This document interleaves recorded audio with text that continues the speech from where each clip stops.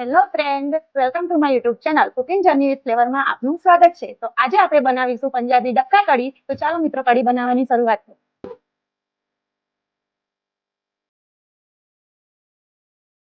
તો કઢી બનાવવાની શરૂઆત કરીએ. કઢી બનાવવા માટે આપણે એક વાટકી દહીં લઈશું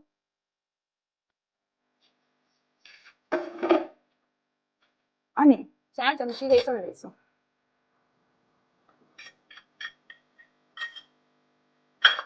બંનેને સારી રીતે મિક્સ કરીશું. હવે આપણે એમાં થોડું થોડું પાણી એડ કરતા જઈશું.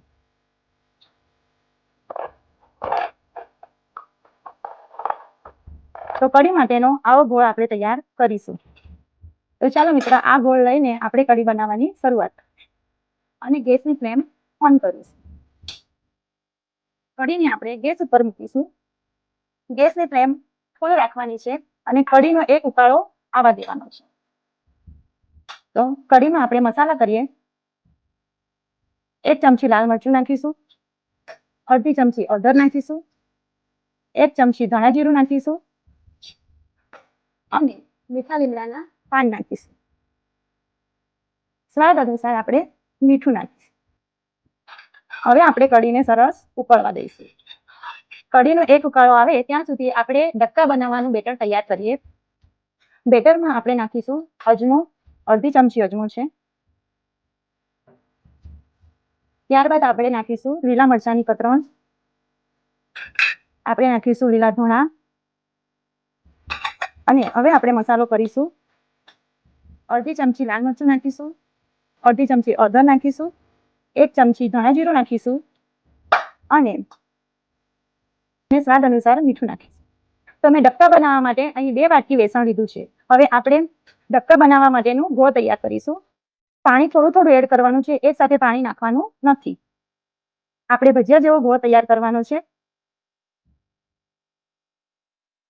મિત્રો, જો કઢીમાં એક ઉકાળો આવી ગયો છે, તો હવે આપણે જે ડક્કાનું બેટર તૈયાર કર્યું છે એ ડક્કા આપણે કઢીમાં મૂકીશું. તો જો ડક્કા માટેનું બેટર આપણે આવું તૈયાર કરવાનું અને હવે આપણે કઢીમાં નાના નાના ડક્કા મૂકવાના.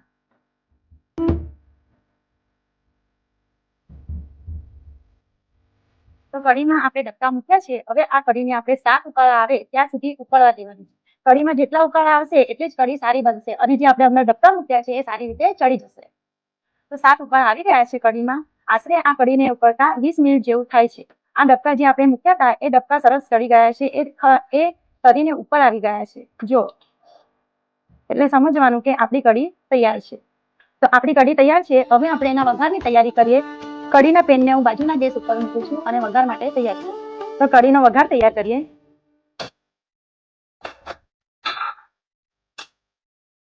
આપણે 2 ચમચી ઘી મૂકીશું.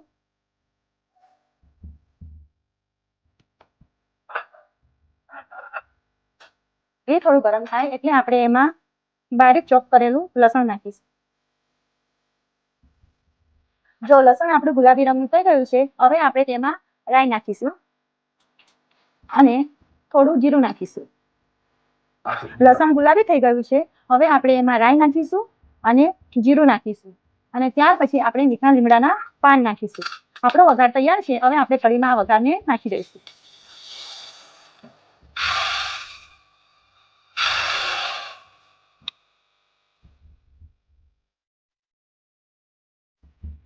તો મિત્રો, આ કઢીને વધુ ટેસ્ટી બનાવવા માટે આપણે આમાં એક સ્પેશિયલ તડકો મૂકીશું.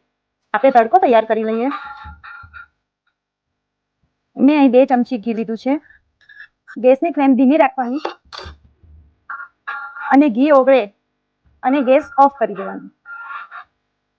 ત્યારબાદ આપણે એમાં 1 ચમચી લાલ મરચું નાખવાનું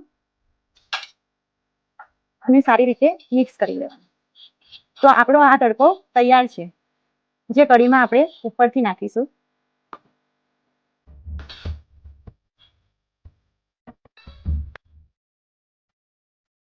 આપણી આ કઢી સર્વ કરવા માટે તૈયાર થઈ ગઈ છે.